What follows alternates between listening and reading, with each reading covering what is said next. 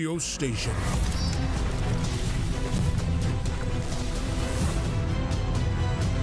Radio Cayman in the Cayman Islands. You're listening to Radio Cayman. We now go live to East End for the Plan Cayman public meeting. It's running from now until 9 p.m. tonight. Plan Cayman 2024.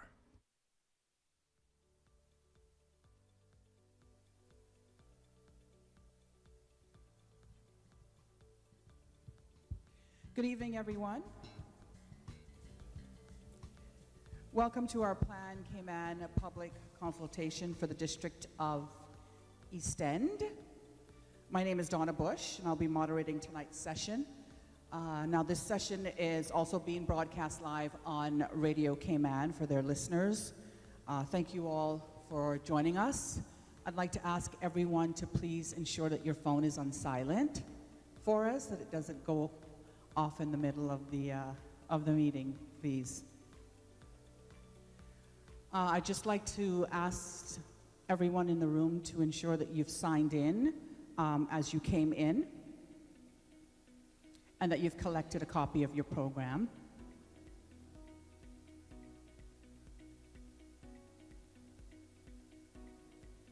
So you may be asking, if you don't already know, what Plan Cayman is.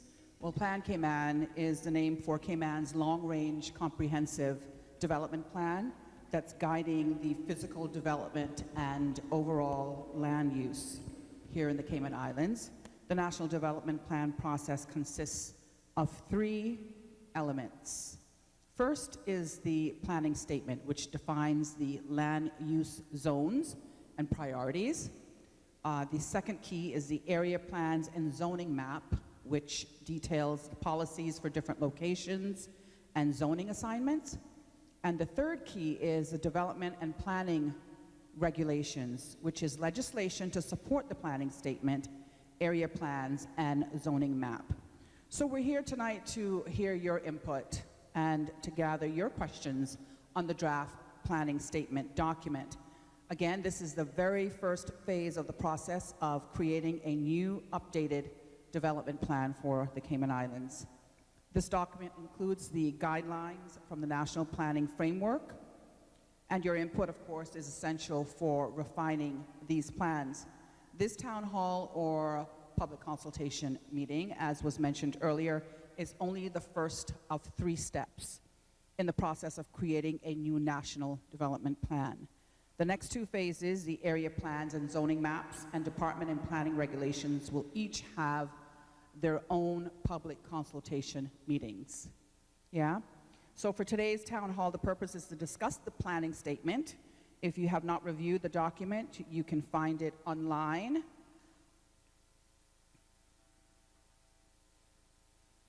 At plancayman.ky. We do have a limited number of programs here tonight, but it is available at plancayman.ky. So we ask everyone to put their phones again on silent.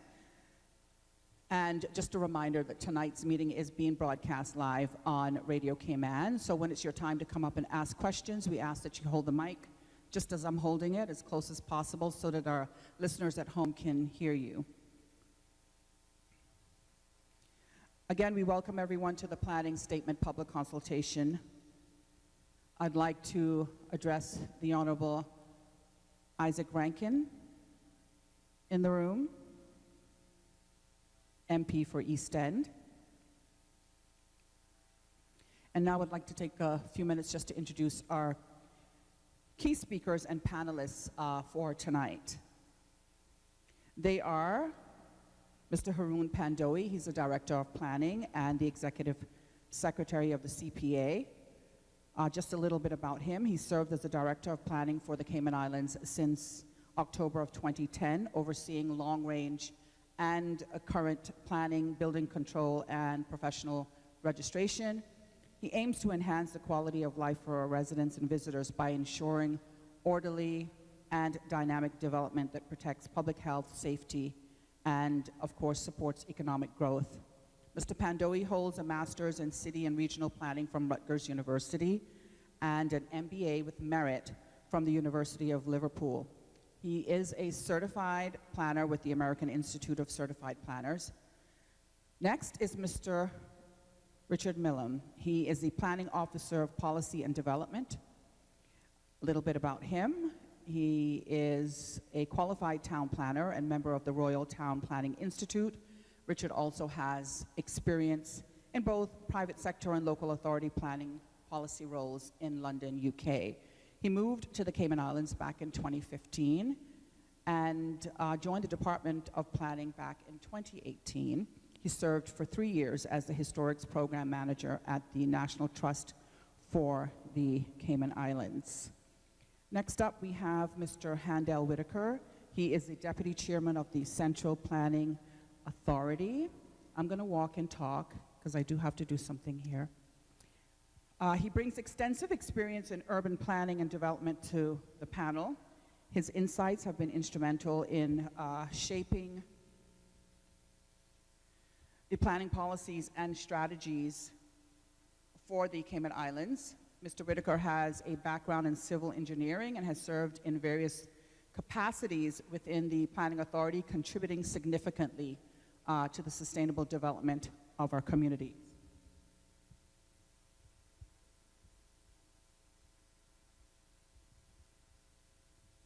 Apologies. Next up, we have Mr. Kenny Ebanks. He's currently serving his second term as a distinguished member of the Central Planning Authority. With a career spanning a lifetime in construction, Mr. Ebanks began his journey at the young age of 17, embodying the phrase, sawdust in his blood. Coming from a long line of carpenters and builders, he's dedicated his life to mastering and advancing the construction industry. Mr. Ebanks' extensive expertise extends beyond construction into the realm of real estate. He served on the board of the Cayman Islands Real Estate Brokers Association, CEREBA, from 1988 to 1992, gaining invaluable experience that has enriched his understanding of the industry from multiple perspectives. This blend of skills and knowledge positions him uniquely to contribute effectively to the National Development Plan and the Plan Cayman project. Known for his commitment to excellence and his deep roots in the community, Kenny Ebanks continues to be a pivotal figure in shaping the future development of the Cayman Islands. His comprehensive experience ensures that he brings a well-rounded and insightful approach to his role on the Central Planning Authority, benefiting both current and future generations. All right, so now that we have the introductions out of the way, I'd like to call Mr. Millam up to the podium as he gives us an overview of the planning statement. He explains the purpose and importance and the steps in the process.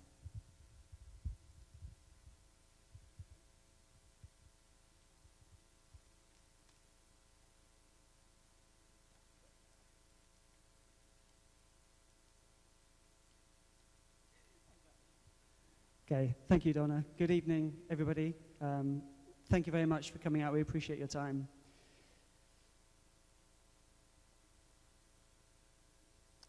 So, yes, I'm going to give a short presentation that sets the context for the planning statement document. I'll explain the development plan review process that we call Plan Cayman and where the planning statement document fits within that. And then I'll outline the next steps for moving forward.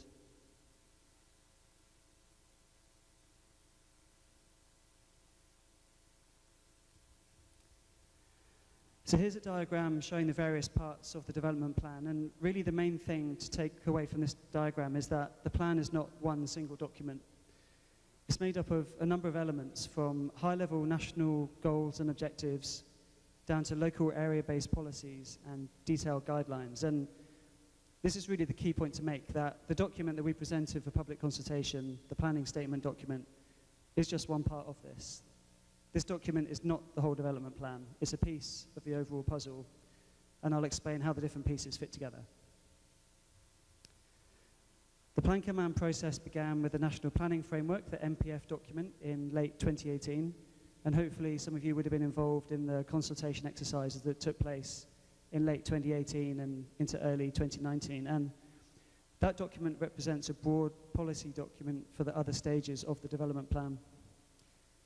Since that time, a project team has been formed to assist the Central Planning Authority, and last year we began drafting the document that forms the next stage of the plan review.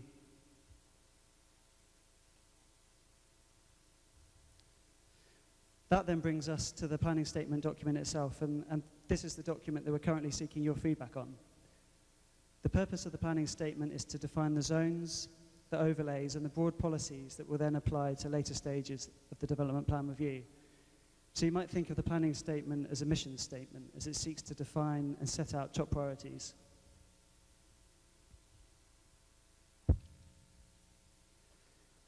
And there are two kind of key aspects that I really want to highlight. The first is that it now includes the sister islands, and the second is that it establishes the concept of area plans.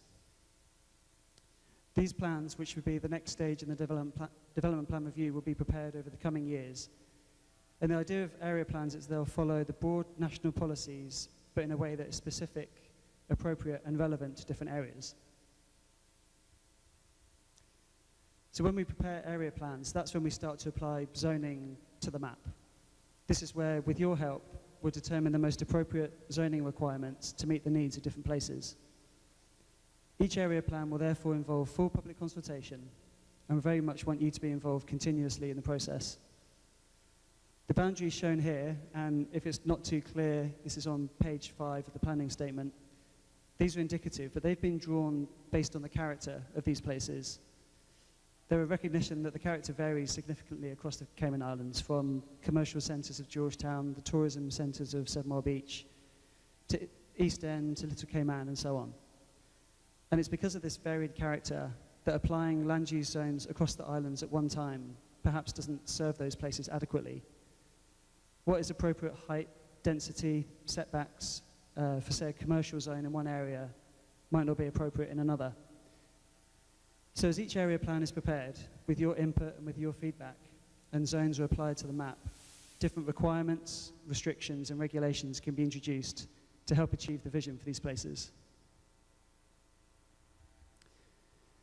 So coming back to the planning statement, this relatively short document has been prepared based on the policies of the National Planning Framework document, that document that we prepared back in 2018, but follows the structure of the existing 1997 planning statement. So hopefully it has that sense of familiarity. Section 1 of the planning statement provides some background information and sets out the development plan structure, how the different documents fit together. It then sets out a vision and a set of objectives which all seek to balance social, environmental, and economic considerations to meet the needs of the present without compromising the ability of future generations to meet their own needs. This sustainable development objective runs throughout the planning statement. Section 2 of the planning statement is titled The Challenges and Opportunities We Face. And this helps to explain why this document and why the whole development plan process is so important. The development plan relates to such a range of issues, from the quality of the natural environment to the availability of housing at all income levels, from supporting a successful economy to responding to climate change, improving transportation, meeting demands for infrastructure and public spaces for recreation. All of these things have to be balanced, they have to be considered to ensure that we maintain high quality of life standards. Section 3, which is from page 11 onwards, defines the various planning zones and explains why we have them and what their main purpose is. These zones follow a somewhat familiar format to the existing land use zones that we currently work with, and they're listed here to the right of the screen. But there are some key changes and some additions, including the introduction of the agricultural zone, which replaces the agricultural residential zone. We've introduced the estate residential zone, which provides for large lot single-family residences outside of urban areas. We've introduced a single-family residential zone for locations on the periphery of urban areas. There's a new transit industrial zone, which allows for transit operations such as ports and airports and associated facilities and services. We've separated education and civic zones to better define the locations of those particular uses. There's a new resort residential zone to provide a transition between tourism zones and residential areas. And lastly, there's a new community open space zone, which would contain privately owned spaces that may provide active or passive recreation. So all of these zones, the purpose of zones is to provide clear rules on what may or may not be permitted in different areas, giving more certainty for landowners and neighbouring residents. And obviously that was a very quick overview of the new zones, but the detail is contained within the document.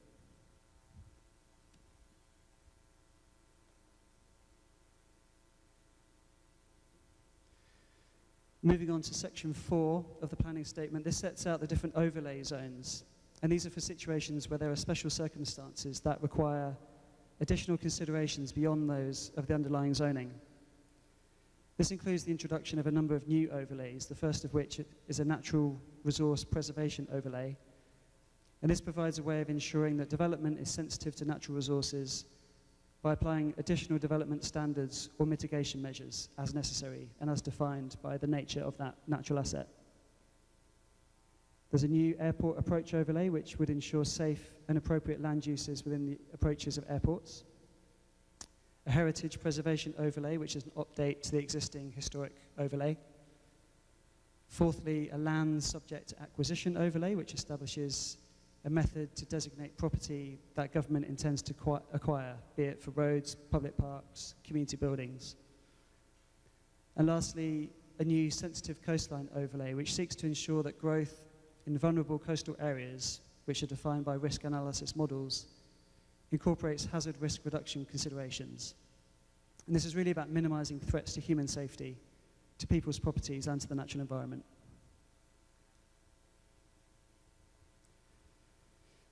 And then the last section in the planning statement is titled Other Policy Considerations. And these are additional policies that will be applied regardless of the underlying zone or overlay for a particular project.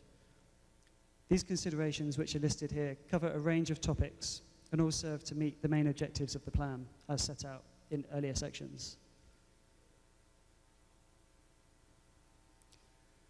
So that's an overview of the planning statement document. And again, we encourage you to take some time to review the document and provide your feedback to us. The easiest way to do that is to visit plancayman.ky. Here you can find the document, background materials that fed into that document. You can find the feedback form, there's a link on the homepage. And this is really the main way that we're seeking to collate your input. And just to confirm, the consultation period is now open until the 6th of August. In terms of taking the document forward post-consultation, once all responses have been received, we would assist the Central Planning Authority in seeking approval to convene a development plan tribunal to consider all objections and representations received. Following tribunal hearings, a report of amendments would be prepared for consideration prior to the planning statement being forwarded to Ministry for onward transmission to Cabinet and ultimately to Parliament for consideration. The planning statement would need to be approved by Parliament, and once that takes place, we're then in a position to commence work on the area plans. So just to conclude, I just wanted to come back to this diagram and just to highlight again and just to reiterate that the planning statement document, the document that's out for public consultation, is simply a step along the way. It's part of the overall process. It defines the zones and the overlays and the more general considerations, which will be applied on an area-by-area basis in later stages. And so we really need your input. We need your knowledge and your views to help us create these documents. We need to have in place a better set of tools with more evidence and more teeth that can help us with decision-making in the future. So thank you very much. Again, thank you for coming out. We really appreciate your time. And I'll hand it back now to Donna for questions and comments. Thank you very much, Richard. Before we move on, I'd just like to welcome everyone again here in East End. Thank you for coming out and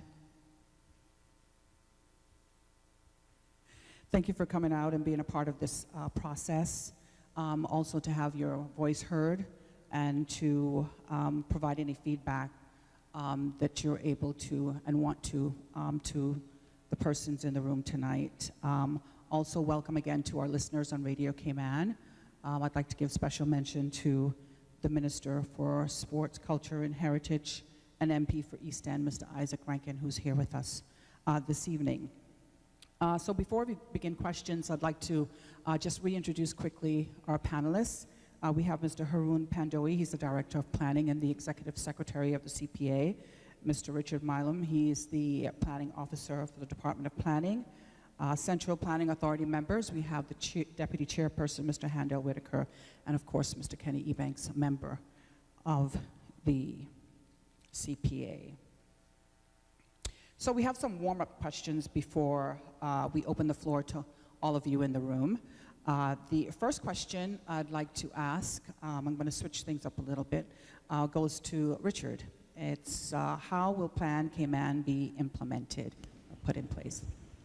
Thanks, Donna. So I did cover it kind of briefly in the presentation, but Plan Cayman the intention is it's implemented through area plans. So the stage we're at now is defining the zones and the overlays, but when we're actually putting them on the map, that's at the area plan stage. And so with your input, we can develop a vision for these places, for each of the different communities, apply the zones appropriately, and then it's that gives teeth to decision-making for Central Planning Authority, Development Control Board. So that's the main way that's intended to be implemented. Okay. Mr. Haroon, your question is, why is Plan Cayman important? Good evening, everyone, and welcome again. So, as Richard briefly touched on, Plan Cayman represents an update to the current 1997 development plan. And I think most people in this room, if not all, would agree that the country has evolved significantly since the 1997 development plan was promulgated, and that we're now facing a number of challenges that the plan at the time did not contemplate. So Plan Cayman, especially in its now latest evolution of the planning statement, sets the ground rules by which the future development pattern, which will impact the social, economic, and overall well-being of the residents of the Cayman Islands, will be set, and it will then be implemented through the area plans. So that's why it's critically important at this stage that we get those fundamental principles right, and that those principles represent the views of the residents of the community and how you wish for your community to develop going forward, as those will guide the production of the area plans. Thank you very much. The next question is for Mr. Handel. How can the community get involved in the Plan Cayman process? Good evening, everyone. Like the director just said, most of us here realize that our first development plan was instituted in 1977, and that took us all the way up to 1997. This is 2024. Needless to say, the plan now is 25 years old, and it is not working in the way that it should have worked for us in this present situation. In order for this vision to work, we need involvement from everybody here in East End, North Side, Georgetown, the entire island, but specifically East End. Each community will have their own area plan, and it's entirely left up to all residents to give us feedback on how you want your district to function. In order for that to happen, we need everyone's involvement. Thank you. Thank you very much, Mr. Whitaker. Now the floor is open for questions. We'd like to ask you, if you're going to ask a question, to please queue up by the microphone. We're limiting it to one question per person. Obviously, if we have additional time, you'll be able to ask more questions later on. But we do have questions coming in via other platforms. Okay, I do have a question, though, for Mr. Kenny before we move on. Mr. Kenny, can you explain how the planning statement will address each individual district? Good evening. The plan that we currently have is from '97. Our population has quadrupled since that time. We've noticed that our development has kind of been moving out to the eastern districts, Buddentown being the primary development in expansion. North side is sleepy little town like East End. they're moving out this way as well. So we just got to get all the help that we can get to update this plan and keep it updated. It's evolving, and the colors just keep changing on the board. That's my take on it. All right, thank you very much. Again, we're opening the floor for questions. Sir, please just go to the mic for us. Good evening. Thank you all for this. It's badly needed, so really appreciate all the work on it. I had a look at the plan, but I thought it might be helpful, certainly to me, if you could help how the three sort of over plans work together. So I think, Mr. Handel, you just mentioned that East End will have an area plan. Is that just one area plan for all of East End? How will it actually, I'm trying to figure out how you mix the area plan, the zoning plan, and the overlay plan, and then you have some other considerations. So yeah, this is really helpful. So if you look at East End there, will you have a single area plan that covers all of East End and then different zones within it, or will you have different zones and then multiple area plans? How does that actually, how do you envisage it? Sure. Yeah, the intention, sorry, it's very loud, this microphone. Yeah, the intention is that each of the areas identified on that diagram there, so it's 11 area plans in total. It's 9 in Grand Cayman and then a single one for Little, one for Brack. They are individual area plans, so they are effectively development plans in of themselves. So they would be prepared with the full kind of data gathering, evidence-based work within our department, the full consultation, and they would be approved in Parliament. So they have to go through that whole stage. Each area plan is when we apply the zones and the overlays that we're defining here. That's when we apply it to the map. And so there will be kind of a stage where the zoning map that we have at the moment, it just gets updated piece by piece. So let's say, for example, we started with East End, then the zoning map gets updated for East End, and then we move to the next one, and ultimately you arrive at an updated full zoning map for the Cayman Islands. Yeah. Can I continue with the procedural question, or do you want me to come up? Go right ahead, yes, sir.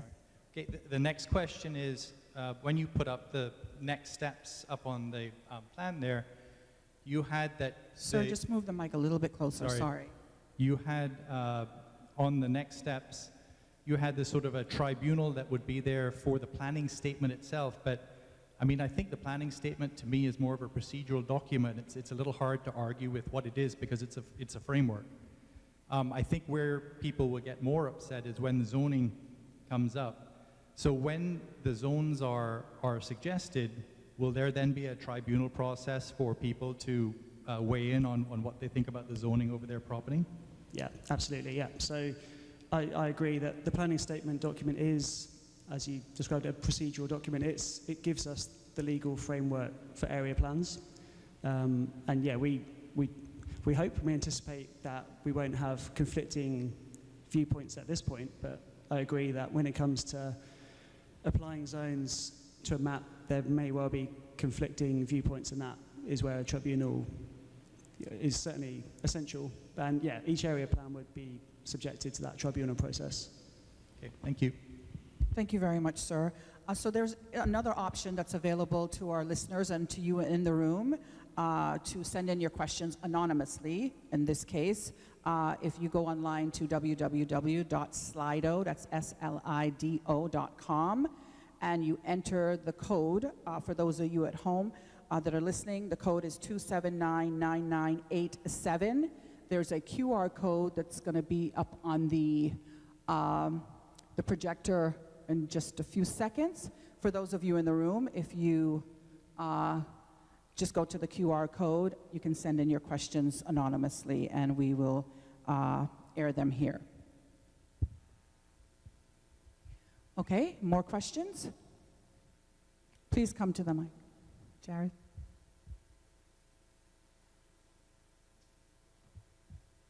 Morning, well, good afternoon, good evening. Director, Deputy Chairman, PA, member. The question that I had was that will there be designated areas for older persons in the communities? So like, for example, how you have the intergenerational hub behind Foster's.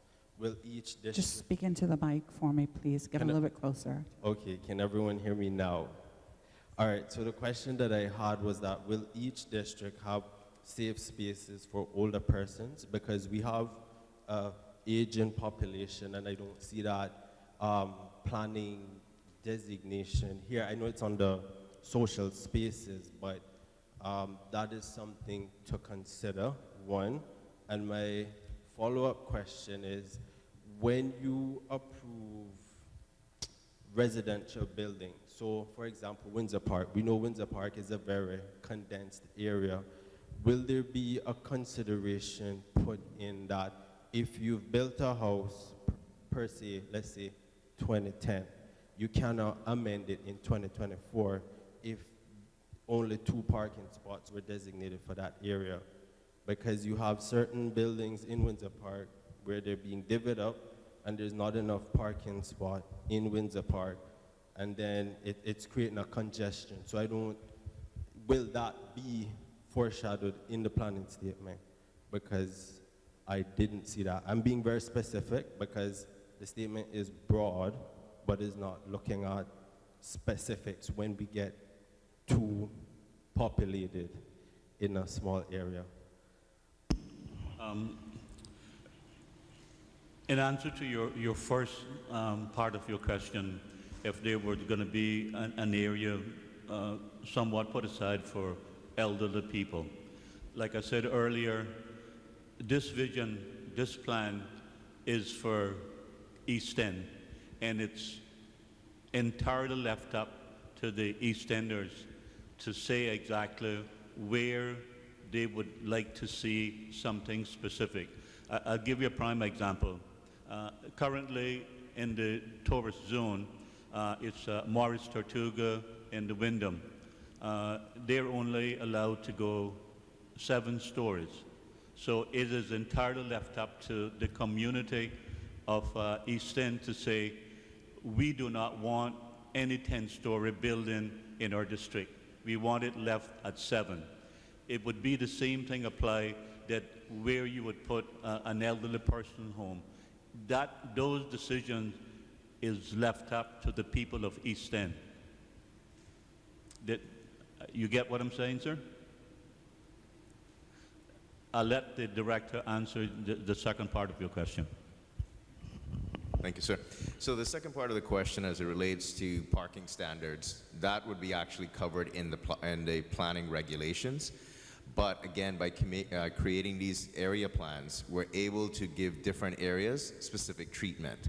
So if we have an area such as Windsor Park in Georgetown that has more readily access to, say, mass transit, bus routes, etc., we can take that into account.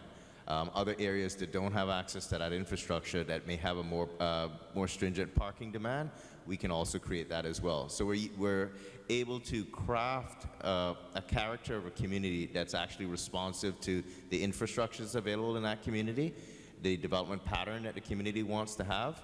In certain areas, we're able to create more walkability, pathways that'll take people from where they live in a residential area to the public open space areas. Back to Mr. Handel's point, if that includes a community facility, we can create zones and a character that allows people to move from their residence to those community spaces using various different means of transportation, which would not involve having to jump in a car.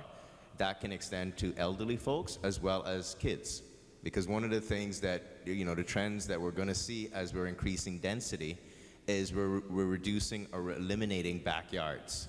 So the areas in backyards where most kids grew up, that was their community, their open space that they could enjoy nature, etc. That's being reduced. So we have to be cognizant of creating these public areas that kids are able to go to enjoy outdoor spaces.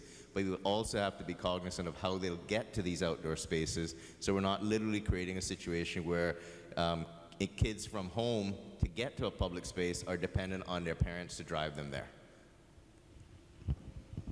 Okay, thank you very much. We're going to go to one question from Slido before we move back to the floor. This question asks, are there any updates on the east-west arterial road extension past Savannah? Not sure you can address that, but there's the question. Yeah, I mean, that's certainly outside of the scope of what we're doing here, and that's subject to an EIA process that's, I understand, is kind of working its way through. So, yep. Thank you very much. We move back to the floor. If you have a question, please go to the mic. You can actually take the mic out, Mr. Brown, and just hold it as close to your mouth as possible so that the listeners and Radio Cayman can hear you. Thank you. Well, good evening, everyone. Good You evening. do have to hold this close. My input on certain things would be that, to me, I think we got to look at the certain facts, like we are very limited in space, and our planning is actually past due for an update on this. Me personally, I think that we need to look at other places where we have to look more so now focus on the efficiency, because to me, I think we're past due to have more high-rise buildings and smaller lot sizes. I see it's vague on the zoning changes and stuff like that. Like agricultural, it says larger lots. Currently, it's at half an acre. Yeah? So I don't know what that means. That directly affects me and my brother, because we own 71 acres of land here in East End. And as you might remember my name, Tony Brown, that we've come to the board once, and I have another one in the process. And as a Christian, I am very concerned about the future of young Caymanians and how they're going to get a house. So it may cost me. I'm not the National Housing Development Trust, but me personally, I will sell my land at a reduced price in order to help other people to get started. Yeah? And I will also do more development. So as you see now that the two applications you've seen from me have been in my name, but I've transferred the land. That's all in the process now to transfer to my company, Garland Development Limited. So I'm concerned about whether we're going to start putting, for residential lot sizes like 5,000 square feet minimum, something as such, or what is really the position on that. I don't know. It's all pretty vague, but that, like I said, that directly affects me and my brother. Thank you, Mr. Brown. Thank you for the question. And again, those specifics we would bring forth in the regulations. To your point, yes, we will be looking at density requirements, appreciating that densities will have to change depending on the area that you're in, because one of the drivers of density is infrastructure and the provision of services. So one of the things we want to avoid is a situation where we're driving density increases in a particular area that unfortunately is unable to support that, and then we have the knock-on effects, whether that be increased traffic congestion, whether or not it's damage to things such as the water lens, because now we've got a very concentration of septic tanks. So those are the things that through this plan, and this is why the planning statement is set out the way it is, and it lists these policy considerations, because in developing this plan for each community, there are certain overriding underpinning principles that must be addressed within each area plan. So each community has to turn its mind to addressing things such as affordable housing, densities, height restrictions or limitations, multimodal applications, parking, etc. These are sort of fundamental basis things that each community will have to address in putting together their community plan, or area plan rather. At the present, what we own is here, but also we plan to, move back into other areas. But I'm more concerned about how broad the definition of, or the zoning, the areas, for like high density and medium and such, how that will be broadened, because that's very limited as it is right now, because you need to be able to reduce the lot sizes. Because if I took, for example, right now, forget all the regulations. In my land, like the second application that's coming to the board, if I could reduce that down to 5,000 square foot lots, I could sell lots for $40,000, $50,000. And who couldn't afford that? You see what I'm saying? That's where I'm getting at. No, and That's my greatest concern. yeah, and points taken. I'm not obviously going to get into the economics of that part of it. I leave that to you to work out.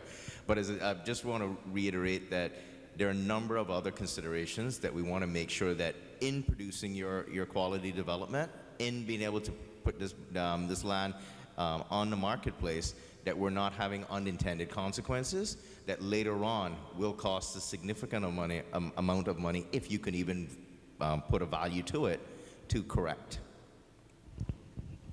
Thank you very much for that answer. You can go ahead and ask another question. I'd just like to remind everybody that you're here tonight, of course, to give you feedback, ask questions, so on and so forth, but we really want to encourage you as well to go on the plancayman.ky website, where there's a feedback form available for you to put all of these things in writing, so that there's, another record of what your recommendations are, what your feedback is for the persons that are involved in pushing this forward. Yeah? Please go ahead. This is just a follow-on from this gentleman's point. So you mentioned it in your presentation, but on page 12 of the statement, you deal with the new agricultural zone. And what you say in there is that the land that's currently agricultural residential will likely transfer and become this new agricultural zone.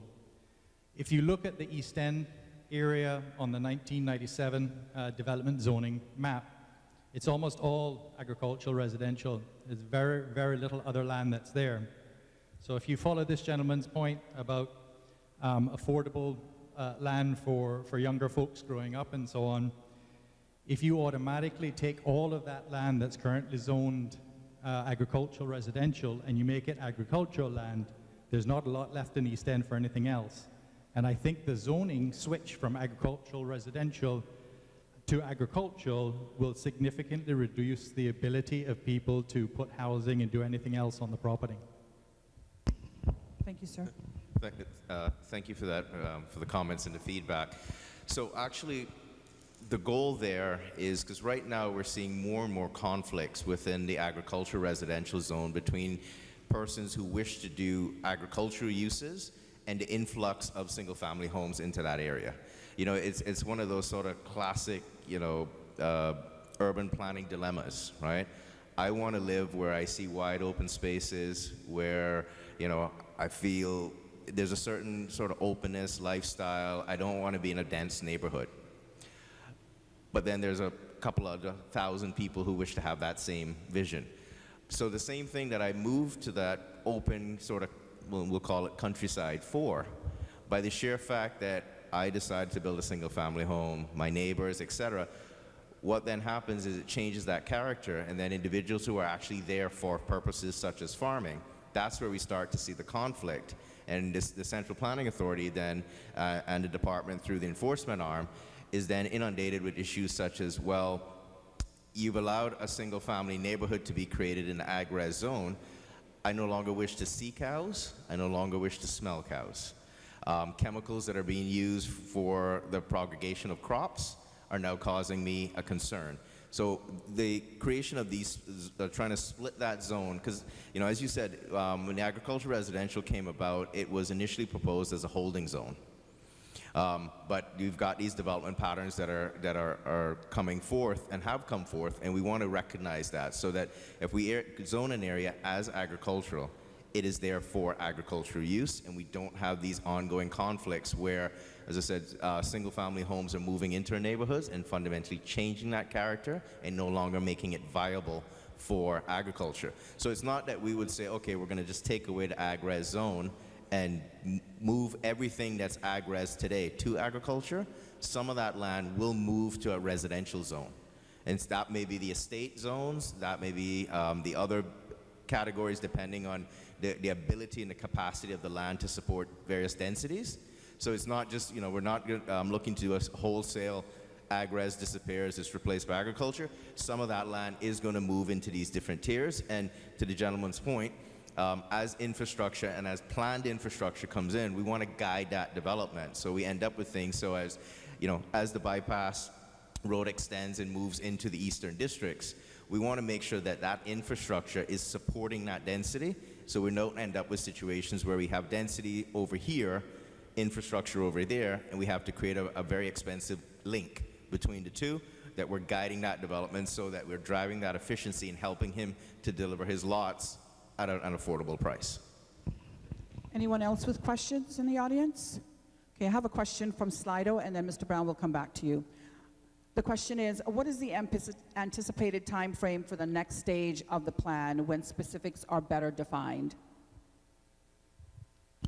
Yeah, I can tackle that one. So in terms of next step being area plan preparation, the intention is that based on current resources, we can prepare 2 area plans per year. So that effectively means that over the 5-year plan review cycle, we should, to all intents and purposes, be able to complete all of the area plans. And the way that it's now structured is that this isn't just a development plan that's going to be written and then sit for 25 years. That doesn't serve any of us very well. So we prepare an area plan, we move on to the next one, and once we've completed all of them, we can go back and check they're actually performing how you want. How do they meet the vision that you've established when you've been preparing the area plan in the first instance? So it's a continuous process, it's continuous engagement, and ultimately that should serve communities in a much better way. Mr. Whitaker, you want to care to add something? Tony, in regards to the question you asked earlier, I must say that it's very admirable of you, what you want to accomplish. But having said that, from a CPA point of view, one of the things that I would like to point out to all the people here in East End is, and Northside is primarily zone agriculture residential. And one of the things that we have seen over the past couple of years, that a lot of the prime agriculture land is now being consumed for residential. So it is very important for us that we can separate the two, that you can have areas that just zone for agriculture and areas that is zoned for housing. We all agree that the population in Cayman now is more or less ballooning overnight. So we have to make sure that we have lot sizes that you can get more houses in a dense area instead of having one house on 10 acres per se. So I admire you for that, and hopefully with the input from East End that we can eliminate some of those problems. Because having said that, it is extremely difficult for young people now to own a piece of property in Cayman. And it is something that perturbs me greatly.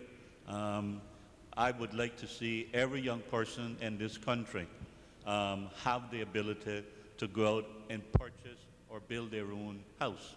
I think it's needless to say, it is rewarding for anyone that he can go out in his backyard and stretch the arm and go, well, I own this. The way that things are going now in Cayman, you have lots that's going from anywhere from $80,000 to $200,000. It is literally impossible for a young Caymanian to purchase that.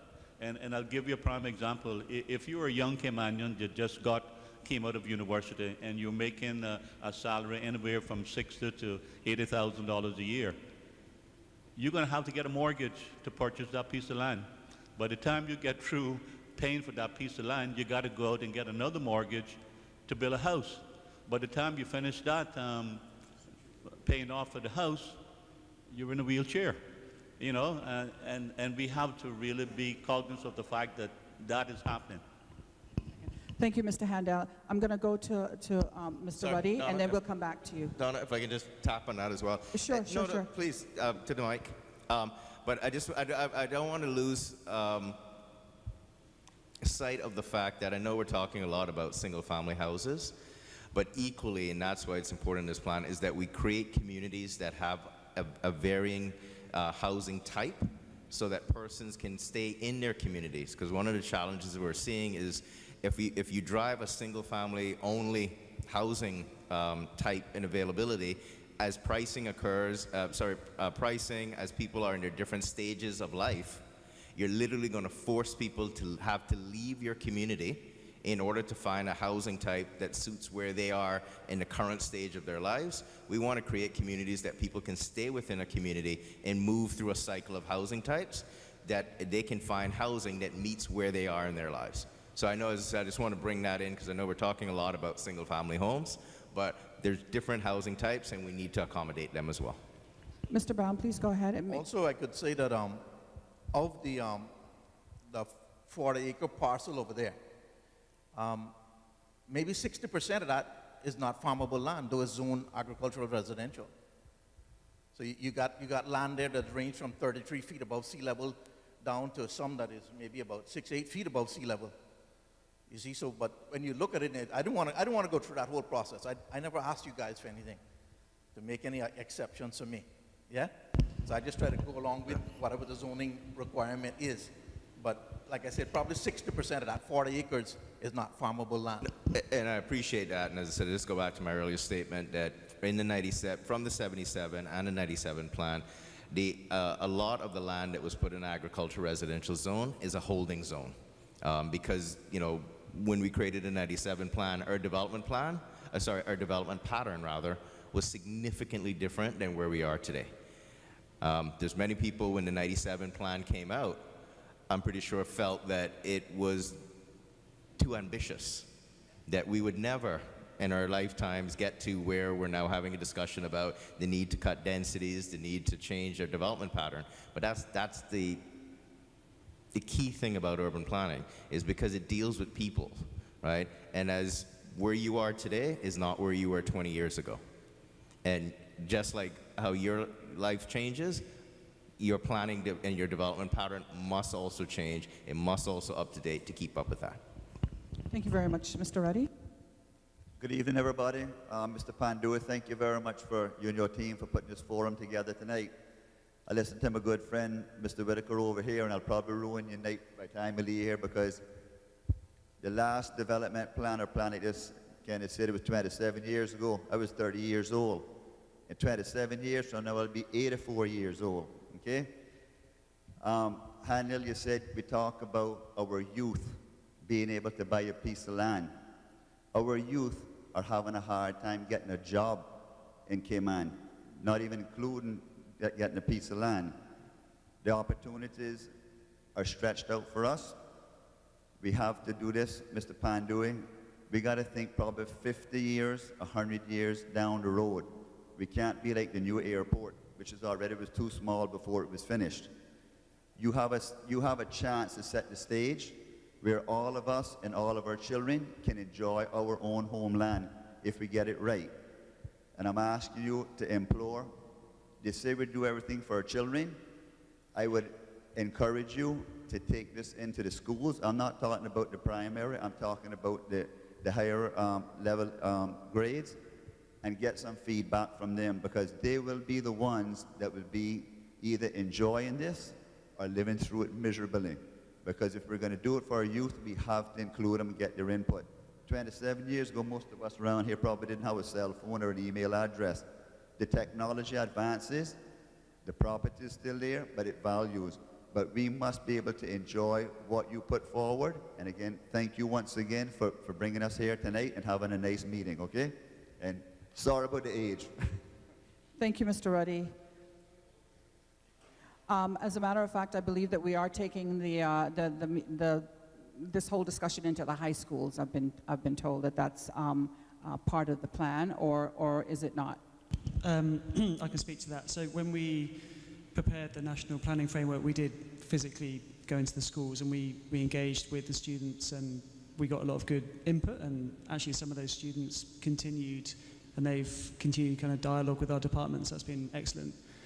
I think this document, and we kind of touched on it earlier, it's very much kind of a process document. This is really just giving us the platform to then prepare the area plans. And when we come to the area plans, it's much more engaging, it's interactive. We would certainly engage with youth groups in that process, and that's when we're thinking about visions for places. We're applying the zones to maps. We'll actually have events like this with maps and working groups and that sort of thing. So we certainly want to engage youth groups in that process. Mr. Whitaker? Mr. Rogers, to your question, and what you said, 100% on the mark. But that's why it is so important for all of us to get involved. Don't just leave it for a few people to write in comments. In order for this plan to be effective for all of us, we all have to be involved. And I'm begging, pleading to all of us here in this room this evening, in order for this plan to work for East End, we need your involvement. Thank you. Thank you, Mr. Whitaker. And just to reiterate what he's just said, there's a room of you here. Please take the opportunity now to go to the mic or to ask your questions or make your comments via Slido, which is anonymous. The QR code is there.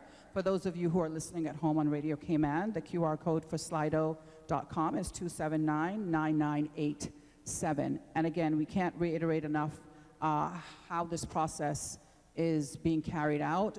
You know, the planning statement is just the first stage, as everybody's been saying, and it's really your mission statement for the actual plan. So we want everybody to be involved.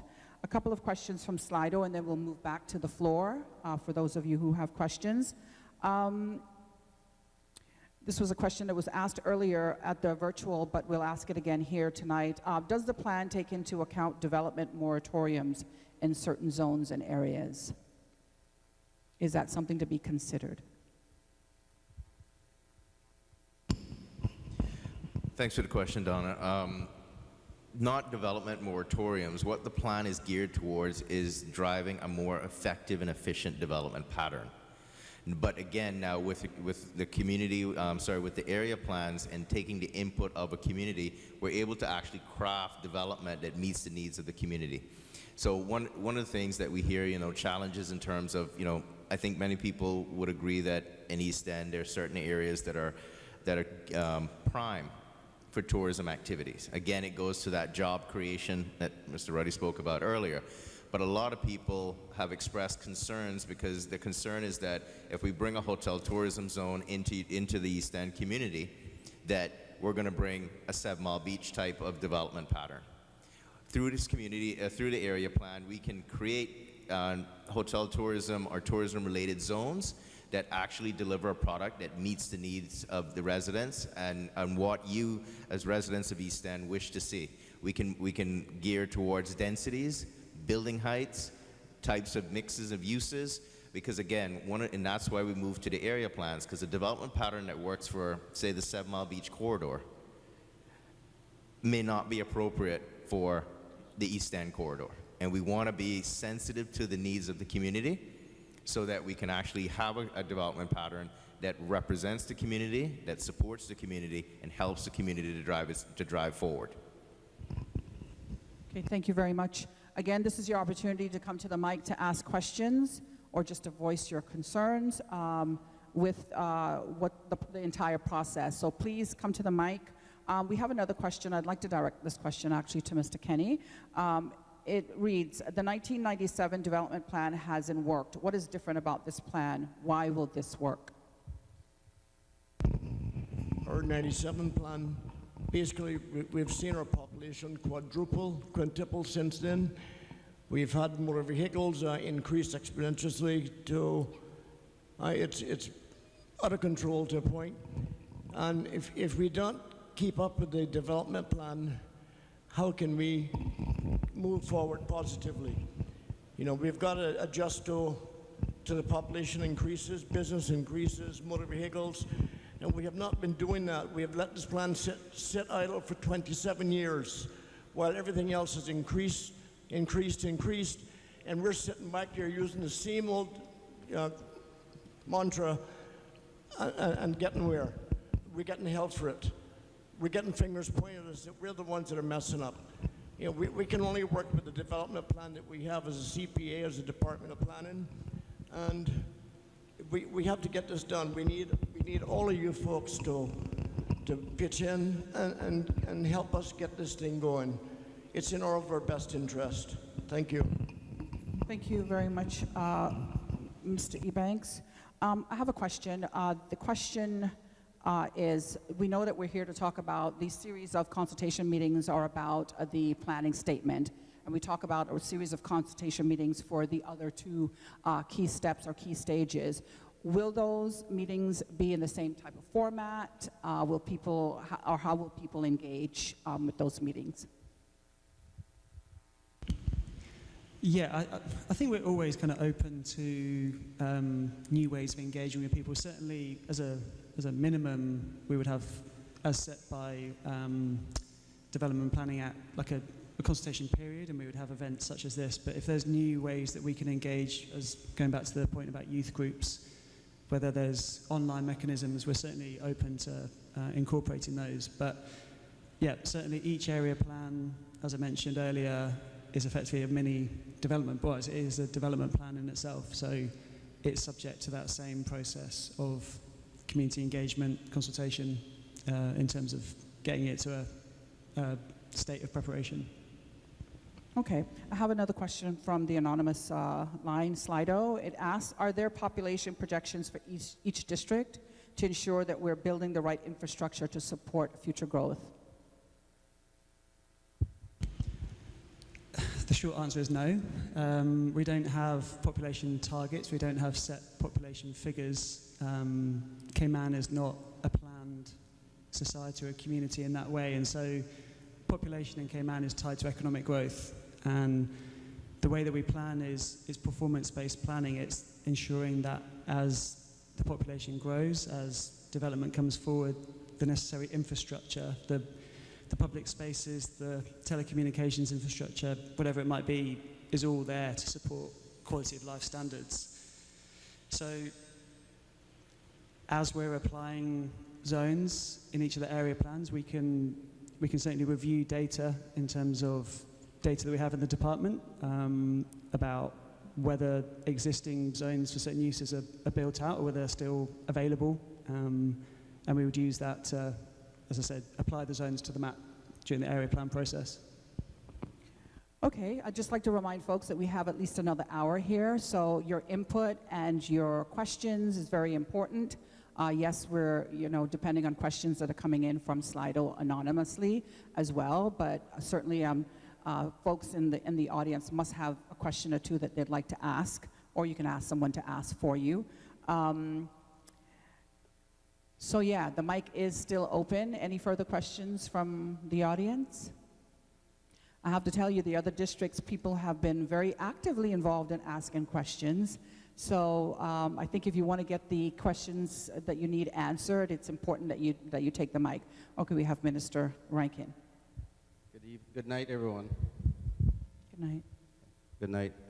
I want to preface what I'm going to say with that I think every single one of us in here understands the importance of the environment.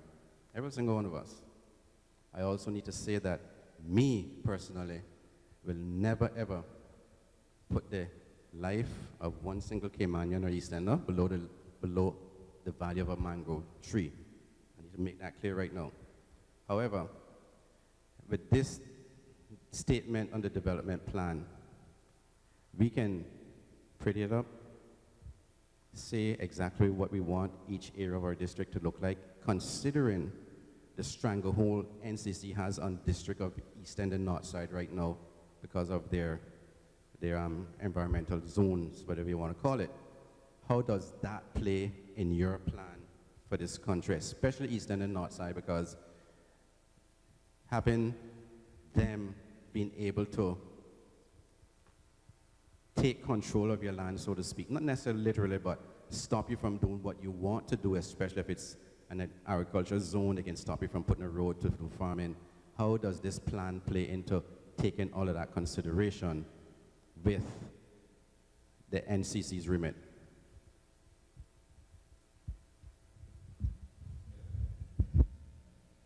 You don't have to answer that now if you don't want to know. There's many facets to the question, and I guess I'll use a little bit of panel member license and pick, choose, and certain parts of it. I think the key thing is through this plan and through the subsequent regulations is to increase the tools that are available to decision-making bodies such as the Central Planning Authority and the Development Control Board. So one of the things that, just on the issue of calculation of density and how we set out lots and et cetera, you know, it's a very sort of linear process that leads you to basically apply the same pattern to the entire swath of land. I think there's remit to introduce tools such as cluster zoning, which allows you to take into account the overall area of the parcel, but allow, with the introduction of certain infrastructure provisions, for that development to occur on a particular part of the property and preserving another piece. Thereby, you're able to realize the development potential on the property, but if there's an environmentally sensitive area, we're also then able to save that as well. And I think the key there is achieving balance. And one of the underpinnings of the planning statement and of the planning process is achieving that balance, where through the use of, as I said, through the tools, we're able to preserve where we need to preserve land, but also make sure that it does not undercut or eliminate the ability to develop land where it's appropriate. Okay, I don't disagree with that, but we should not be put in a situation where people who owns land can't develop it in a way that's sustainable in their mind as well. Because when you start having that, for example, Collier's Reserve has been designated Blue Iguana Reserve. I personally think you're not going to find no blue iguanas there. They was put there and created that habitat. So what does it do to the people who own lands there and wants to develop it now? It creates a problem in that even if you go under the premise that you just said, part of it can be used to develop, the other part can't be used. Who pays for that? Who pays the landowner for that? And that is where we're going to find ourselves in some very sticky situations if we go down that road and we cannot find a solution that's going to be a balanced solution. And while I may be the MP for the district, I'm standing here tonight as an East Ender. Thank you, Mr. Rankin. Mr. Kenny? I applaud you, sir. We talk about resilience, sustainability. We're all environmentalists here on this board. We're all environmentalists in this room tonight. And I think we've gotten a little too far out of hand with taking care of these iguanas. I don't see iguanas on the food table.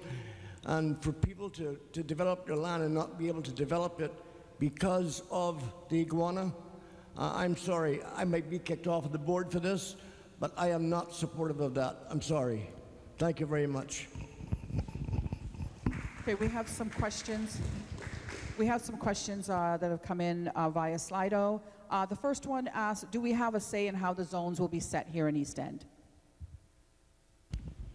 Yeah, absolutely. And as I mentioned, when we prepare the area plans, that's when we apply the zones to the map, and we'll be doing that with your input. We can certainly provide our, I guess, suggestions based on the data and the evidence we have, but it's open to the community to shape that and to really kind of tighten that up as we prepare the area plans.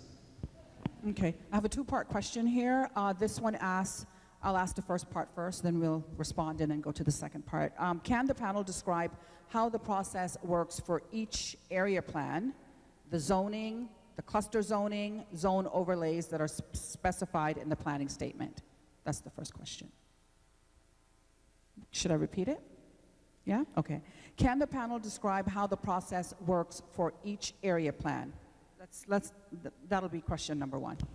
Yeah, I'm possibly repeating myself a little bit, but yeah, each area plan would commence with us presenting the information that we have, that we've gathered from different agencies, from different data sources, I guess to kind of highlight what we feel are the key issues in each area. But again, it then goes out to the community. You are the ones that live here. You have the knowledge, you have the experience, and you would certainly help us apply those or respond to those key challenges and apply those zones and those overlays to the map.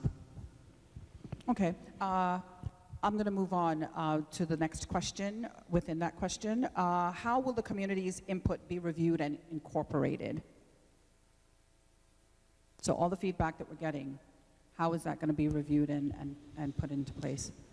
That's the job for my team within the department. So we would collate all those responses. And again, I'll make the kind of pitch that we really do need your responses. It's fantastic that we come out and do these events and we have these discussions, but it's the written comments that really help us kind of steer and finalize the documents. Once we finish the consultation period, we'll review all of the comments, we'll respond to them, and we'll publish all of that online. That then gets presented to the Central Planning Authority. It would then go to the Development Plan Tribunal, and the suggested amendments to the document would then go to Ministry, Cabinet, and Parliament for consideration. Okay, and that's the reason, again, why we're encouraging all of you while you're here tonight asking questions, providing feedback, and so on and so forth. It's important that you go to plancayman.ky and fill out that survey form. Also encourage all your friends and family who may not be here or hasn't been able to attend any of the meetings or even hasn't been able to listen on radio to please go to plancayman.ky and complete the survey feedback form as well. All right, so we have some more questions coming in. As development patterns are being developed, how many people are actively working to develop these patterns and create the details of the plan? How many people within, well, where do you start? I mean, within our department, we're a team of 3. So I guess that's the starting point. But we obviously actively work with the Central Planning Authority, with the Development Control Board. But then I could broaden that answer to say all of you, that the whole community is, you know, it's the tagline we've always had is your plan, your future. And it's your input that helps us craft these documents. Mr. Handel? In regards to the minister's question earlier, it is really unfortunate that a lot of Cayman families has, you know, hundreds and hundreds of acres of land that is somewhat capped, that you can't use it. And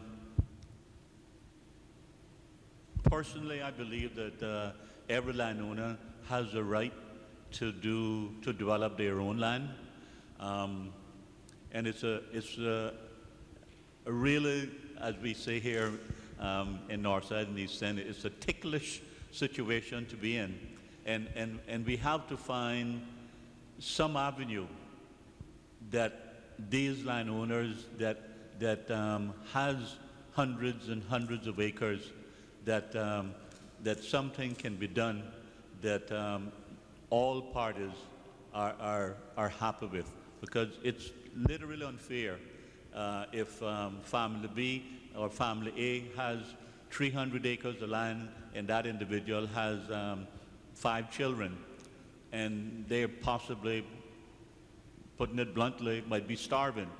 And if you can sell some of that property or develop some of that property to facilitate your family, you should have the right to do so. Thank you very much for that. You have another question, Mr. Brown? Please go ahead.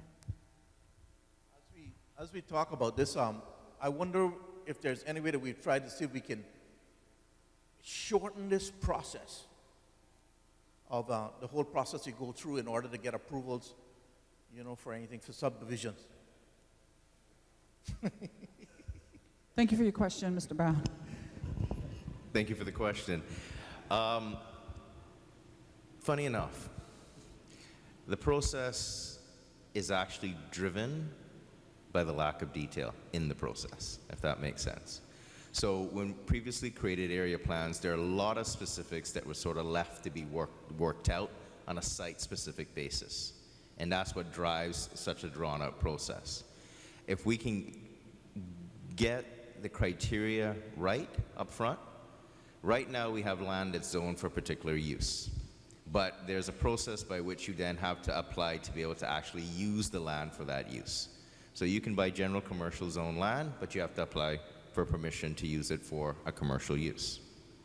And that's because, unfortunately, some of the land, the zoning was applied to it over many years ago without that fundamental basis being gone through. So that's why we have to deal with it almost on a site-by-site basis. Our hope is by using and having those performance bases with the zoning, that if the land is zoned for residential, it has the components to support residential and is known up front, and you don't have to go through this process to determine that. Okay, Mr. Brown, I'm going to allow you to, I think you have one more question. Did you have another question? Please go ahead, and then we're going to move on to Slido for a little bit. I'm just looking at the process like, okay, my first application approved on May 22nd. Took me 6 weeks to get the letter. Abernathy is away on vacation. That's another 2-week delay. I get 2 months before I get. That's slightly outside of the planning statement. Sorry? That's slightly outside of the planning statement. That's driven by certain procedural requirements. Okay, then there's things like bad advice from the surveyor. That one's definitely outside of the planning statement. We only got so much here to hang on to until we can get some turnover, you know. I got a 93-year-old father at home that depends on me and a wife and 2 other children, one in school in England, and $3,500, 3,500 pounds a month to go there with schooling and expenses, medical stuff. This guy, it's kind of stretching me. Your point's taken, but that is in response to certain procedural requirements. I think I may need a loan to do the infrastructure for the first one. Thank you, Mr. Brown. We'll move on to Mr. Bergstrom. This is a question my neighbor has asked me to put to you guys, but it's a good question. So far, this has been helpful in developing an understanding of how the process will work and hopefully make things more certain and speed things up. I don't know if I'm getting off piste, but you can kind of see your area plan with maybe it looks like a bit like a patchwork coat with all the different zones and then bits on top of it.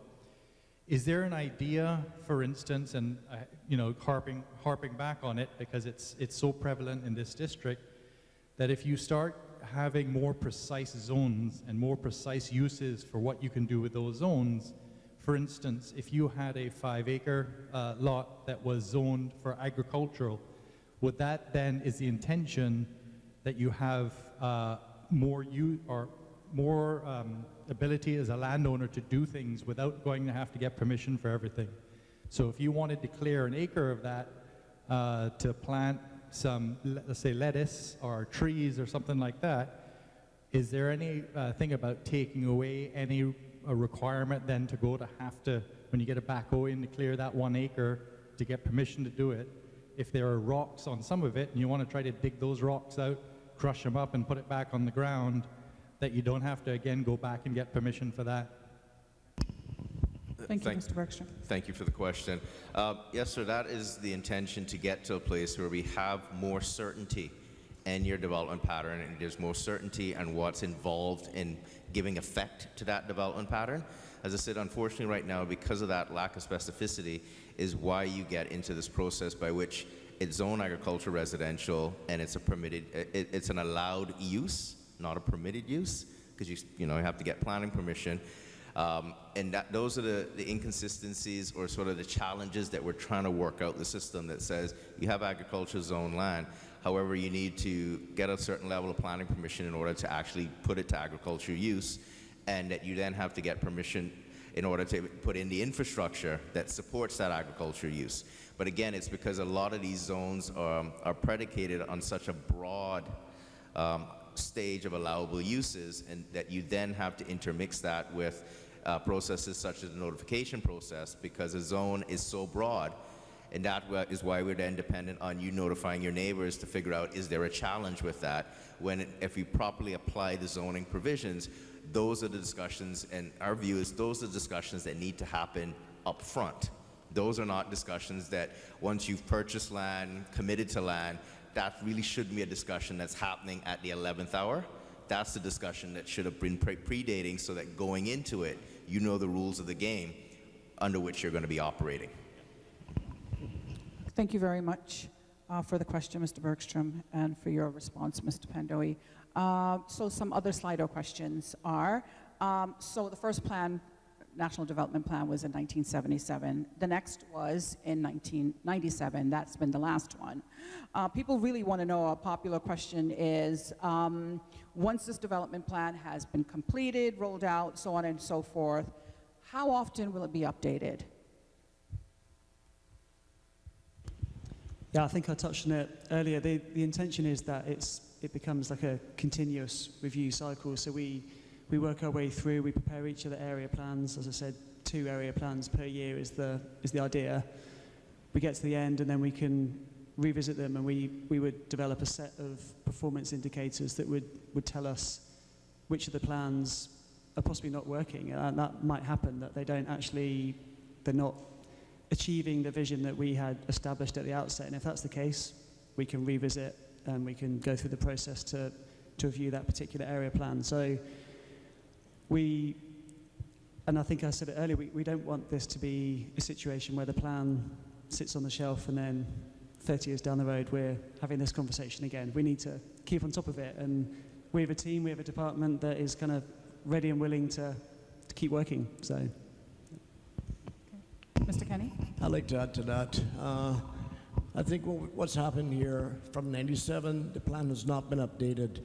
It should have been updated every 5 years. What we haven't had is the fortitude in our politicians. The fear of not getting re-elected has been our problem. So the development plan has been left behind. It has been kicked down the road, and so that they could get re-elected because they didn't want to touch it. And I think that's my personal opinion on it, but I think it's a damn good one. Thank you, Mr. Ebanks. So that I'll move on to the next question, which asks, you mentioned earlier, Mr. Milam, about the national planning framework, which is the NPF, as most people call it, that was published back in 2018. What happened to that? And can you explain a little bit about what that NPF is exactly? Sure. So the National Planning Framework, yeah, we drafted that in 2018. We consulted on that, I believe it was November, December 2018, and into early 2019.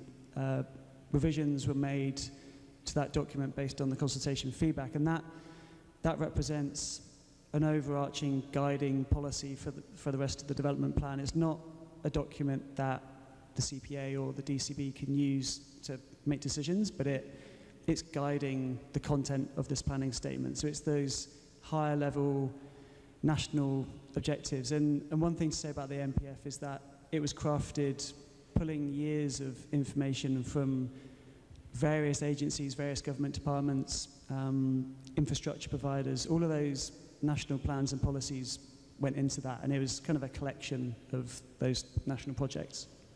Okay, thank you very much, Mr. Milam. Any other questions from the audience? If not, I'll move on with some. Mr. Powell? Good evening, panel. Sorry. So I just want to understand, the area plans are essentially district plans. Is that correct? They don't follow district boundaries. They're based on character area. So the intention is there'll be 11 area plans, 9 in Grand Cayman, and then 1 each for the sister islands. And I had the slide earlier that showed indicative boundaries, though the actual detail of the boundaries might be tweaked, I guess, to reflect, I think, Okay, okay, yeah, I just want to make sure. So in that aspect, you said you can only do 2 per year. That's correct, yeah. You're only doing 2 area plans per year. Okay, fair enough. I guess that's based on resources. That's correct, yeah. I mean, if a situation arises whereby we're able to achieve more, then certainly we would intend to do so. Mr. Powell, I need you to speak into the mic. Sorry, yeah, okay, so my thought, and I'm speaking from the perspective of East End. Now, how do you set the priority of which ones are done first? Because I just put it in this context, East End, I think originally, we were probably the last that we were going to be consulted, but Beryl changed that. So we talk about balanced development in this country. I think in the 2018, when you were doing the MPF, I think there was some thought about starting with 7 Mile Beach first, if I'm not. So I think East End and North Side, other communities, we tend to be, often the last thought. But I think if you're going to achieve balanced development in this country, we already know about the situation in Georgetown, 7 Mile Beach, overdeveloped. We hear this all the time. I think there has to be some thought to the fact that areas like East End, North Side, if you want balanced development, you have to start with the areas that have the least development. Of course, protecting the environment and all of that. But there has to be some consideration to that. My second point is, when I look at the other policy considerations, now East End has unique land. So when someone submits a plan to do some development, I know that the ethos is central planning, kind of one-size-fit-all type approach.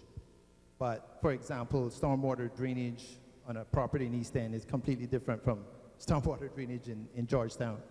I mean, I have property that's solid rock, never floods.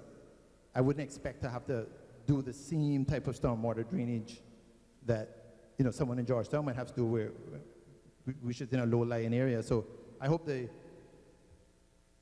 ethos is to kind of consider all of that in terms of the other policy considerations.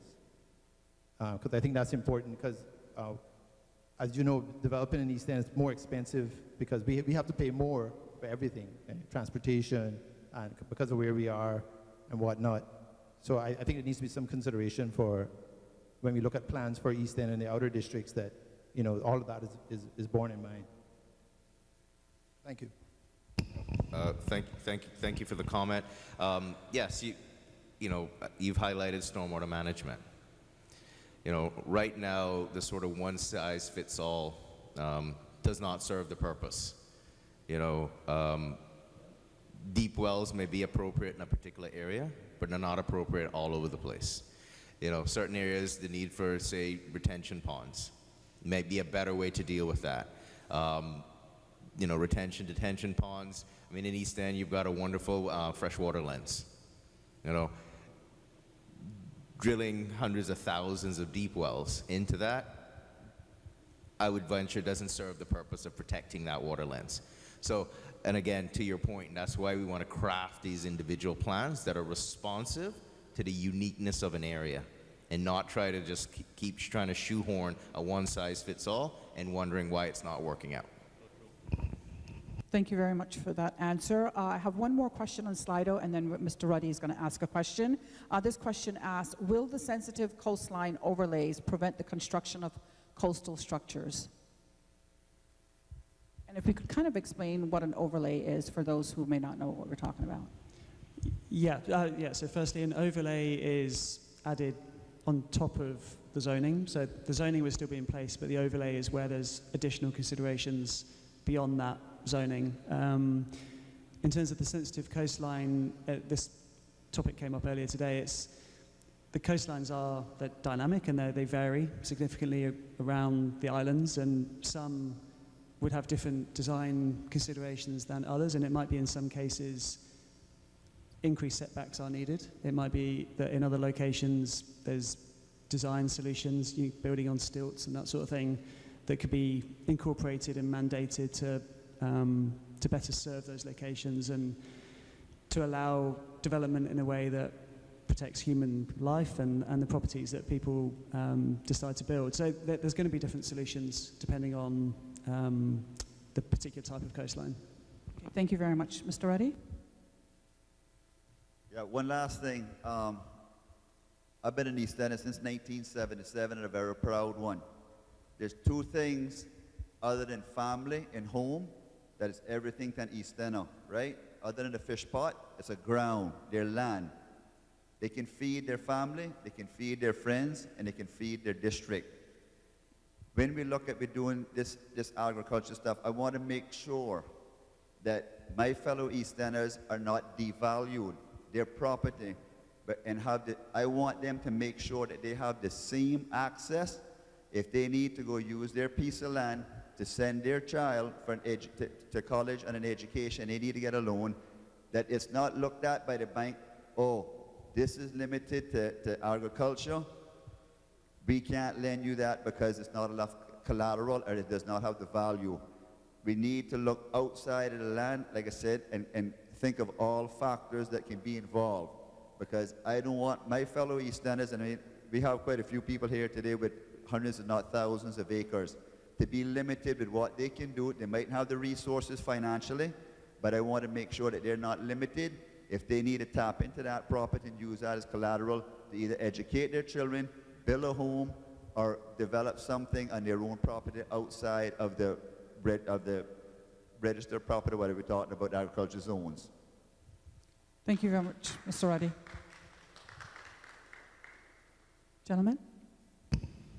Thank you for the comment, sir. And yes, I agree with you. And again, that's why when we apply the zone, we want to be in the community. We want to hear from the members of the community so that when we apply the zone, it responds to the needs and the desires of the community. We want to move away from this sort of 60,000 foot view where we apply these broad colors and we hope it works out. We want to be in the community that, we can sit with persons such as yourself that understand the community, understand what the community is about, understand the actual capacity of the land. So we're not zoning land, just as I said, broadly saying, well, it's agricultural land. And then later on, people are forced to stand in front of the CPA and say, well, actually, the only thing you can grow on that land is rocks. So those are the things we're trying to eliminate up front so that everyone knows where they're starting from and where they're going. Thank you very much for the question and for the answers. For those at home and those of you in the audience, again, I'll come to you just 1 second. Just a reminder that slido.com, you can send in your questions anonymously. The code for those listening at home, and of course, the QR code is up here for you in the audience. The code for those of you at home is 2799987. Sir?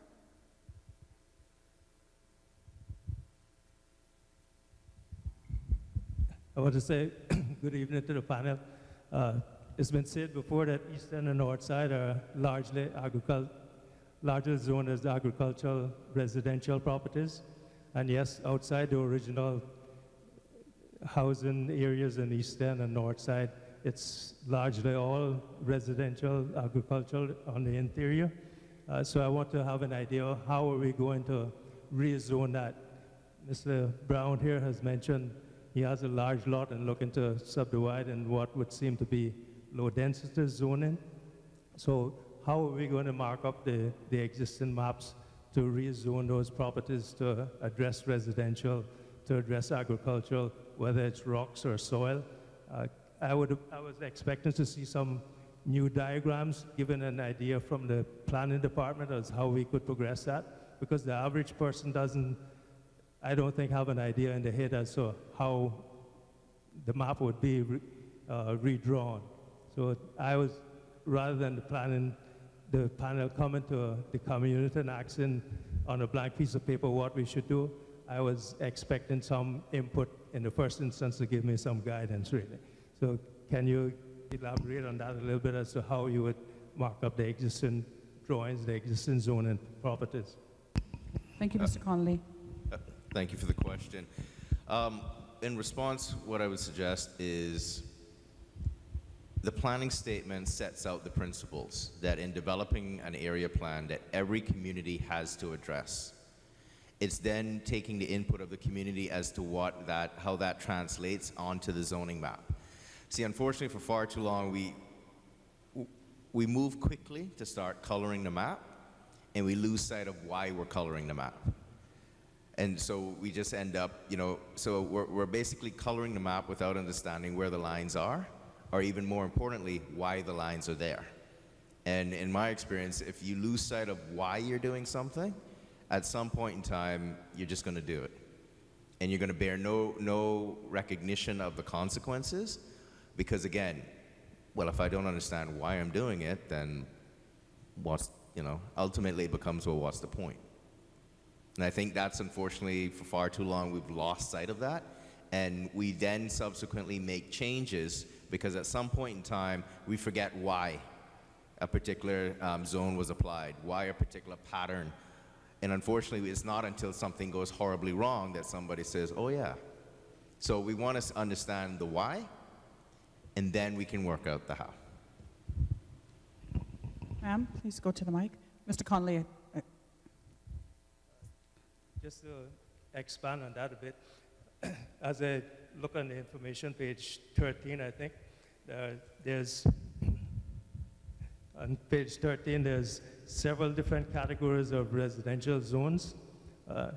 Estate residential, single-family residential, then the familiar ones, low density, medium density, high density. How do I differentiate? To me, they could all be individual single-family homes on those properties, really. So how do I differentiate between the estate residential, which allows for one single home, and the single-family residential? Yeah, I'll pass it on to you, but just quickly, that's when you start to differentiate in terms of the densities that are allowed in a particular area that will be driven by the particular zone. Because unfortunately what happens right now, and that's when you sort of focus on a site specific of it, you then have different densities being introduced into a community without fully understanding what the implications of that are on things such as infrastructure and onto the character of the neighborhood, because the application is dealt with on a site specific without looking as to how this will actually change the development pattern, how that will either enhance or detract from the infrastructure that's available. So things such as site coverage, density, building heights, the number of units that would be permitted in a particular zone, those are all the tools that would be brought to bear to bring the distinction between those various zones. So if I have a small piece of property, half an acre against... Mr. Connolly, I need you to speak into the mic, please. If I have a smaller piece of property, half an acre to an acre against a 40-acre lot, how do I get, and I want to put a single-family home on it, how do I get that zone as estate residential as opposed to, say, high density, not low density residential? It would be driven by the property size. So one of the things we want to avoid is applying a zone. So again, it would be nonsensical to apply a zone that says, you know, your minimum lot size is 10,000 if the lot's already carved up in that area at 5,000. So I guess what I'm asking, what sort of lot size would be required for an estate residential zone?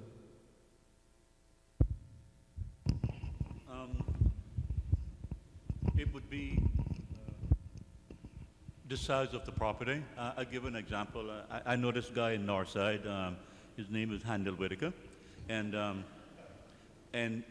he lives on an estate property which consists of 18.2 acres. That was my choice. You know, I like space. I love to walk around, and of course, I'm an environmentalist at heart. I got lots of birds. So it is a choice of the individual. If you want to buy 10 acres or 20 acres and just put your house in the middle of it, it depends on your acreage. I need you to go to the mic, Mr. Connolly. Sorry. We're talking about development now, really. So I'm of the impression that we're going to zone an area to say that this is only estate residential property. So how do we flag that and zone that piece of property? In the Eastern Interior, how do we actually say, well, we're going to flag this piece as estate residential area? And we're talking about development too, so where are we going to flag another section as commercial? So that sort of information, how do we zone that and break that up? Okay, so as we move beyond and we agree the planning statement which sets these principles, the next stage of that in the creation of the area plan is to actually look at the application of the zoning to various areas within the area as part of the area plan, and also then setting those specific regulations that give effect to that. So that is the next stage of this process. But again, it's key to understand those fundamental principles that are going to inform that process, so we don't just move to that process, and as I said, we move to the how and forget the why. Thank you very much for that. Hopefully that helps. We do have some questions from Slido, and then we'll come back to you, Mr. Brown. This question asks, can land property owners be protected from NCC attacks? It's a question. It's a real question. I think there was a question from the audience.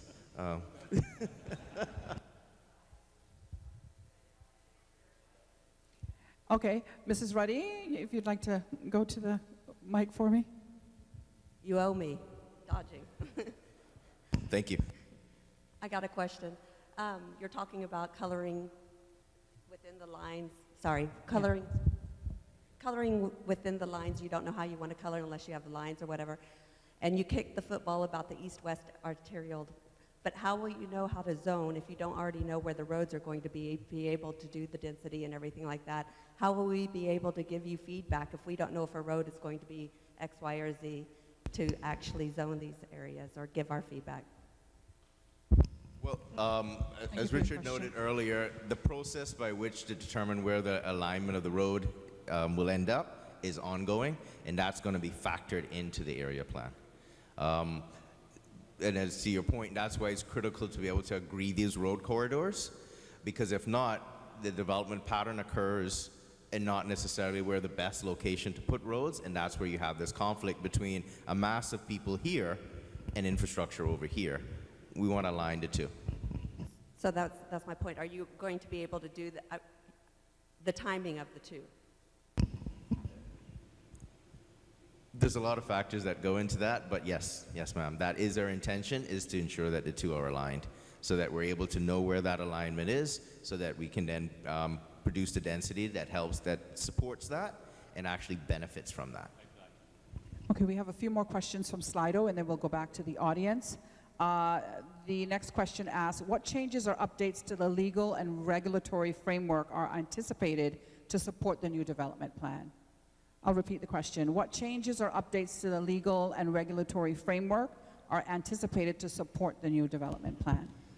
So as each area plan comes forward, and we touched on it earlier, it would have bespoke guidelines for different heights, different setbacks, and all those different things, and that would be reflected in the development planning regulations. And so they would provide that legislative arm to kind of enforce the content and the policies of each area plan. Okay, there was a question that you answered earlier, Mr. Milam, and I think this question is just to reconfirm whether that's what you said is in fact so. The question is the intent that some areas will be detailed and implemented while other area plans are being developed for later implementation? So let me repeat the question. Is the intent that some areas be detailed and implemented, some area zones be put in place, while others are being developed for implementation? So I think that goes back to the 2 per year. Yeah, I mean, we can't, obviously, we don't have the resources to do all 11 area plans in one go, so we have to work through the process of doing them, and it's likely to be a cascading process where within a calendar year, 2 are coming forward kind of in a way that, we're not stepping on each other and consultation events are happening all at the same time and that kind of thing. But as we work through, the overall zoning map gets updated with each new area plan that gets approved to arrive at a completely updated area plan, zoning map. Okay, another question. Could objections, and this is a popular one for homeowners in particular, could objections be expanded beyond neighboring properties for developments that would impact a community? So I think it's like 1,000 feet now, so I think the question is, could that be extended? That would be something that we'd have to detail in the Development Planning Act. It's sort of an operational thing. Okay. But I would say that the better we are at setting those rules, the less we have to be reliant on asking for specific feedback at every single application stage. And that's why that process exists, is because you've got a large, either large area of discretion that can be applied or a fairly broad range of uses that can occur in a zone. So that's where you're then dependent on that individual feedback, which served us well when we had large parcels of land. But as we're carving up and the densities are increasing, that ability to garner that feedback becomes more and more challenging to get and to manage. And again, that's why we have to evolve to do better at setting the rules and the expectations up front, because as a society, as we're growing, as things get more and more developed and more involved, the ability to figure things out down the road becomes even more and more challenging to do. Thank you, Mr. Pandoy. We have one final question, and then we're going to begin to wrap up as we close in on the last 10 minutes. Mr. Brown, please go ahead.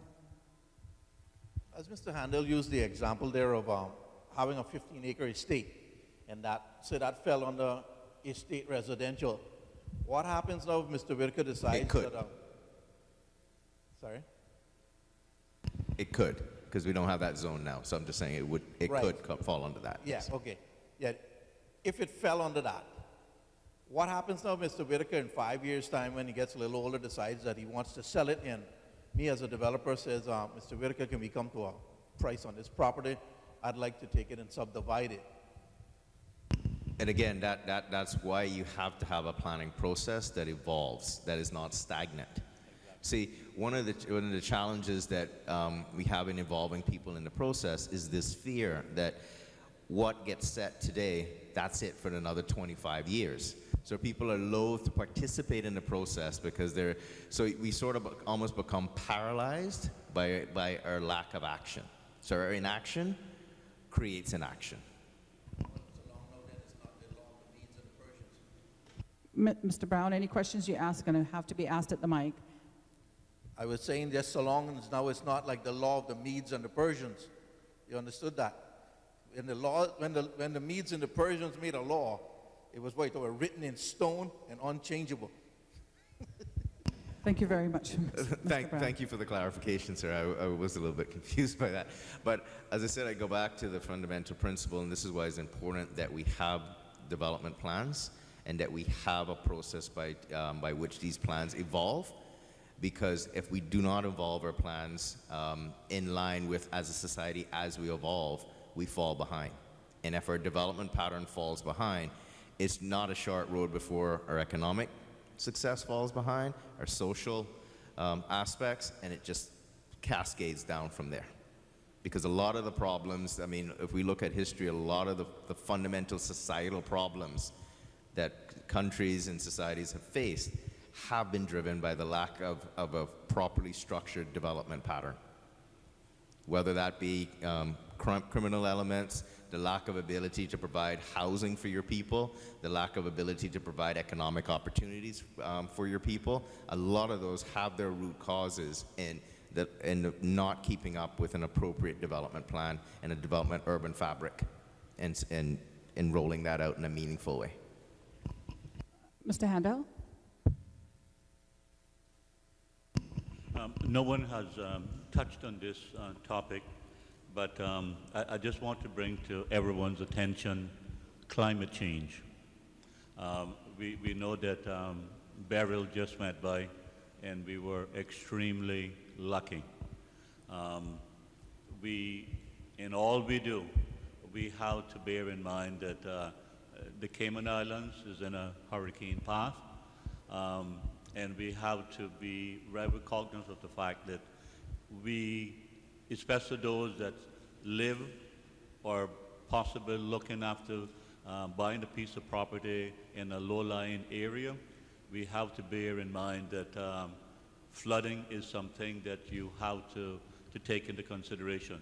Also, our coastline, we have people that wants to build a house 25 feet from the ocean. When a hurricane comes and the house goes down, it's insured, and all of us, if you get a bank loan, one of the stipulations, you got to have insurance. Well, that just doesn't affect that particular homeowner. It affects everybody. So we all have to take into consideration climate change. Okay, we're going to have one last question from Slido, and then we're going to wrap up as we move into the 9 o'clock hour. The question is, government has a food security policy. How does this planning statement dovetail with the ideas of food security for Cayman?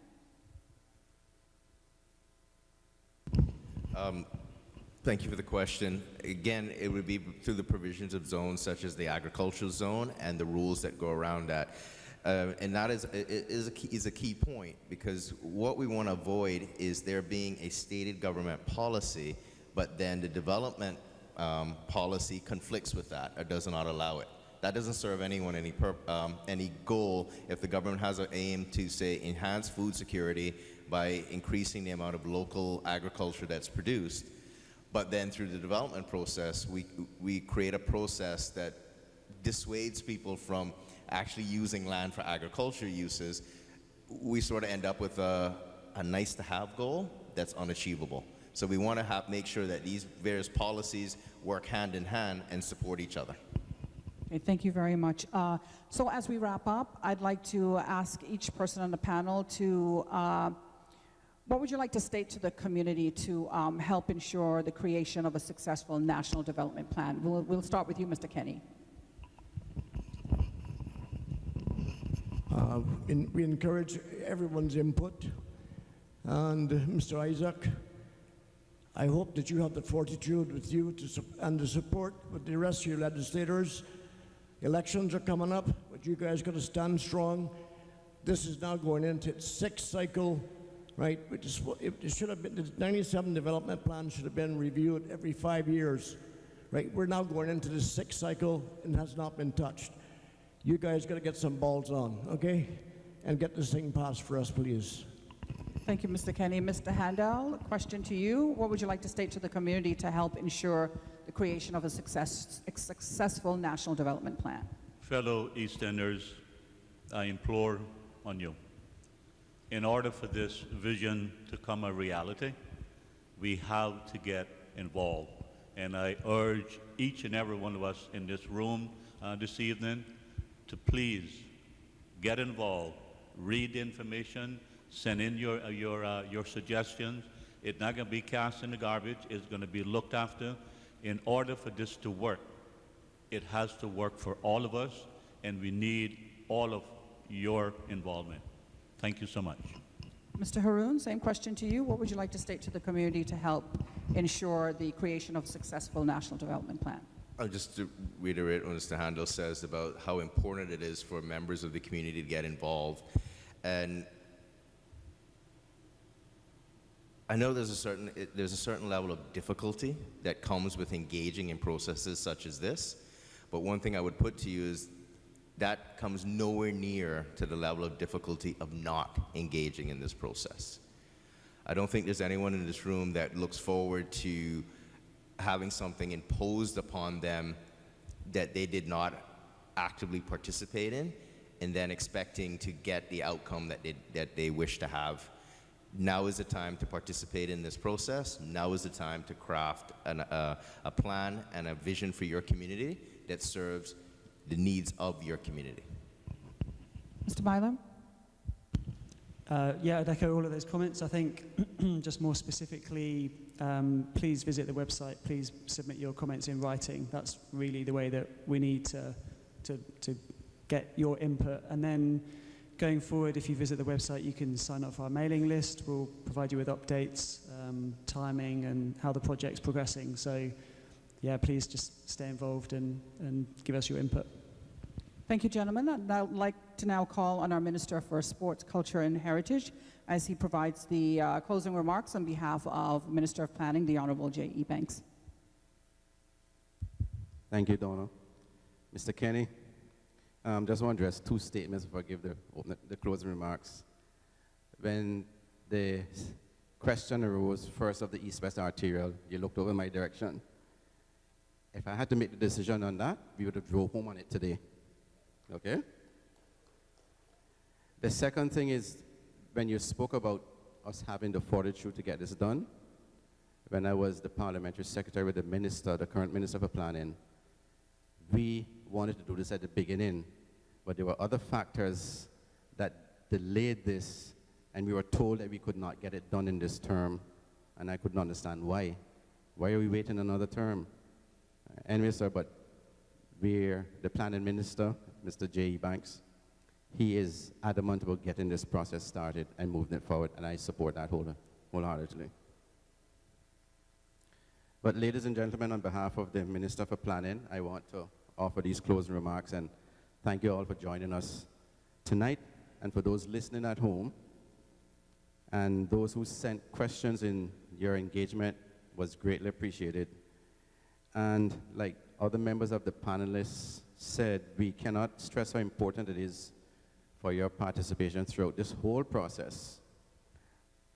This meeting tonight is the first step in the collaborative journey, and your input and partnership to ensuring that we have a proper development plan, especially for East End, which will serve our community effectively, is very, very important. This initiative represents a significant opportunity for us to come together as a community and shape a future that reflects our shared values, aspirations, and insights. Your feedback and active involvement will obviously help us create a new development plan that truly meets the needs of our community, respects our heritage, and paves the way for sustainable growth and prosperity. I am confident that with your continued support and collaboration, we will achieve great things for East End. Your dedication and commitment are the driving forces behind our success. So let us work together to create this, get it done right, and create a lasting legacy for future generations. So thank you once again for participating, and for those who tune in from home, together we can build a brighter, better East End. Have a wonderful evening. Thank you. Thank you very much, Mr. Rankin, and thank you all for participating in tonight's consultation. Again, your feedback is crucial in shaping a sustainable national development plan for the Cayman Islands. If you have any additional comments, you can email them, or any questions, you can email them to plancayman@gov.ky. Meantime, we encourage you to please, as everybody's been saying throughout the evening, go to plancayman.ky and fill out that feedback form and encourage others to do the same. Thank you and drive safe.